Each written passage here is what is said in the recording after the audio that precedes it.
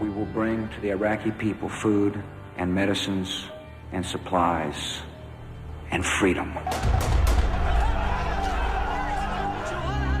When we were first starting the reconstruction, there were 500 ways to do it wrong and 2 or 3 ways to do it right. What we didn't understand is that we were going to go through all 500.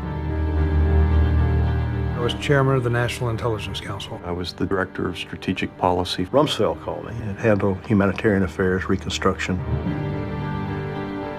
I had been to Iraq 8 times. I knew what the facts on the ground were. I had no personnel. We had no phones for a while. I don't think we can do this. The president had already made a different decision. There are volumes on how we should do this. And almost none of this was integrated into the Pentagon's thinking. We watched our careful planning essentially discarded. There wasn't enough time, but maybe for the next war. The Americans were not acting as the police. They didn't know the streets of Baghdad. They didn't speak the language. It was a free-for-all.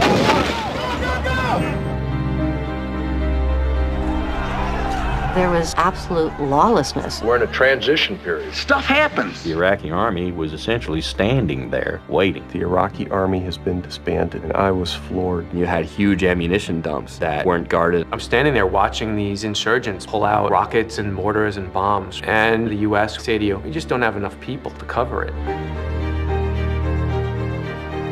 We never had a single armored Humvee while we were in Iraq. Why don't we have those resources? You go to war with the army you have. We don't have enough troops. They'll be back there for their 5th, 6th, and 7th tours of duty. Last contract I ever signed with the government. We produced the first national estimate on the state of the insurgency. The president called it guesswork. The president hadn't read it. Life could be lousy, life could be okay, life could be better. If democracy cannot provide for the Iraqi people, people will say, to hell with democracy, we need strong men. There are nights when I don't sleep very well.